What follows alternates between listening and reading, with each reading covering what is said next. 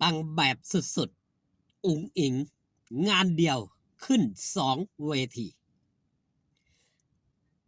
เป็นงานใดนั้นก่อนอื่นขอกล่าวคำว่าสวัสดีครับผมสวัสดีพี่น้องครับป้องปายมิตรหมอแคนแฟนหมอลำยินดีต้อนรับเข้าสู่ช่องไทยซีเกตชาแนลสวัสดีไปยังแฟนคลับ FC ลาดหน่อยอุ๋งอิงแฟนคลับ FC สาวหน่อยเพชรบันแพงสู้ขู่สู้คนเด้อครับเด้อคลิปนี้สิมาเว้าฮอดจอดถึงครับเรื่องความเฮงความดังความปัง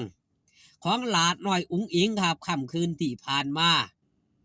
เป็นงานไหว้เจ้าพ่อพญาแล่เนาะอำเภอบ้านเข้าจังหวัดชัยภูมิงานเดียวขึ้น2เวที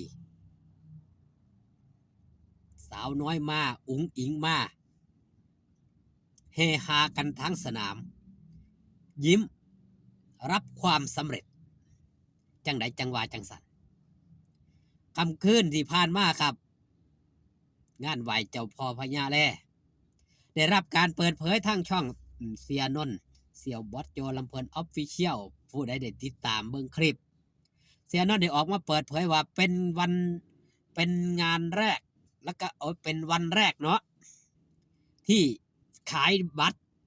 ขายสอยดาวได้มากที่สุด200,000 กว่ายอดทะลุ200,000เฉพาะขายสอยดาวลาน้อยอุ๋งอิงมันยังจะได้ขึ้น2เวทีเวทีแรกนั่นก็คือเวทีสอยดาวลาน้อยอุ๋งอิงไปสร้างความมวลความเซินไปขายบัตรให้กับทางด้านเจ้าพระเจ้าการเจ้างานสิ่งที่เฮาได้เห็นเนาะแฟนคลับ FC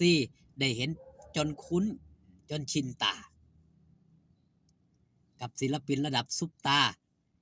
ที่ไปงานใดก็ตามมีหมองขายบัตรขายตั๋วสิไปซอยเจ้าพระเจ้าการเจ้างานขายตั๋ว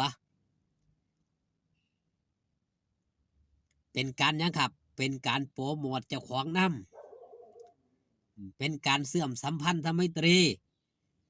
ให้กับทางด้านคณะหมอลำนำบ่แม่นเฉพาะตัวตนของเจ้าของเด้ลาน้อยอุ๋งอิงนี่บ่แม่นทำงานแต่เอาเฉพาะส่วนตัวครับลาน้อยอุ๋งอิงสิมองการไกลแนมการไกลวางแผนแนม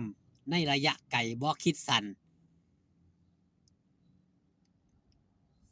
มีความคิดความอ่านใกล้เคียงกันคล้ายคลึงกันบ่มันใกล้เคียงกันว่าคล้ายคลึงกันกับพ่อโจหรือว่าบอสโจคือบ่ได้คิดมองแค่ว่าเฮ็ดให้มันแล้วในแต่ละงานในแต่ละการลงมือเฮ็ดลงมือทำบ่ได้เฮ็ดสักแต่ว่าเฮ็ดว่าซั่นเถาะแต่ว่าเฮ็ดแล้วมันต้องมีคุณภาพเฮ็ดแล้วมันต้องสามารถต่อยอดไปได้นั่นคือการกระทำของหลาน้อยอุ๋งอิงเฮาสิเห็นว่าไปงานใดก็ตาม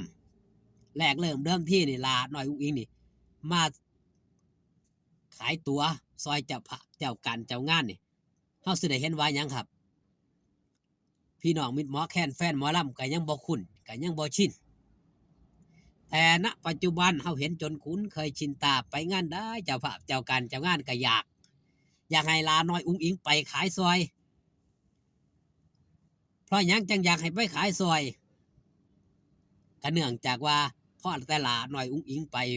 แฟนคลับ FC ต่างคนก็ต่างเฝ้าอยากมาเห็นก็พากันมาซื้อตั๋วบัตรมาจองตั๋วผู้ใดมาซื้อหน้างานเนาะเพราะว่าบางหม่องบางบอนเพิ่นก็ขายอยู่ไสครับขายล่วงหน้าก็มีบัตรแข็งล่วงหน้าบัตรอ่อนหน้างานจังซี่นะครับแต่ละหม่องแต่ละบอนก็บ่คือกันบางบ่องบ่ได้ขายบัตรขายตั๋วก็ไปหยังครับจับฉลไปติดโบบ่ปักโบเป็นวัดการกุศลลาน้อยอุ๋งอิงก็ไปซอยทุกหม่องทุกบ่อนนี่คือการต่อยอดครับต่อยอดความเฮงต่อยอดความดังต่อยอดความปังของเจ้าของมื้อคืนเกินความคาดหมายแฟนคลับ FC เรือนหมื่น แห่มาให้กำลังใจสาวหน่อยเพชรบันแพงคืนสุดท้องน้องสุดท้ายงานนี้ถือว่าจัดเต็มทางด้านระบบเสียงเพราะว่าอาจารย์สร้างเนี่ยมาคุมเองว่าสันเถาะจนบอสโจได้ออกมาโพสต์ว่างานคืนนี้นี่เครื่องเสียงเนาะระบบเสียงสาวน้อยให้10 เต็ม 10เพราะมันถึกใจถึกอกถึกใจบ่แม่นว่าความดังอย่างเดียวครับเครื่องเสียงบ่แม่นว่าดังแล้ว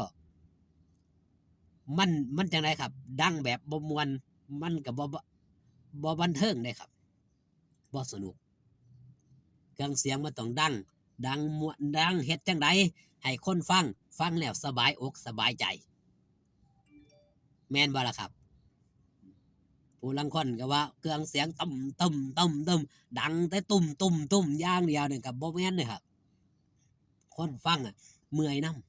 ำหนวกหูหนวกมันเสียงบ่บาลานซ์กันก็หนวกหูฟังบ่ฮู้เรื่องก็มีครับถือว่ามื้อคืน10 เต็ม 10หลาน้อยอุ้งก็โซ่เต็มที่ถึงแม้ร่างกายสิบ่เต็ม100เท่าใดเด้เพราะว่ายังมีอาการไอเนื่องจากภาวะสภาพอากาศเปลี่ยนแปลงเนาะเฮาก็สิได้เห็นว่าหลาน้อยอุ้งอิงนี่สิไอมาโดนแล้วเนื่องจากไปพบพ่อกับการทำงานนี่แหละอากาศเปลี่ยนแปลงเจอฝุ่นแต่หลาน้อยอุ้งอิงก็เต็มร้อยพร้อมสู้ทุกงานบ่เคยหยุดบ่เคยล่าหลาน้อยอุ้งอิงเห็นหน้าพ่อโจย่ำได้นี่ทวงเงินอย่างเดียวหลาน้อยอุ้งอิงเฮ็ดงานหลาเฮ็ดงานได้พ่อโจเป็นผู้จ้างว่าซั่นคำเว้าคำจาของพ่อลูกนี่หยอกกันผู้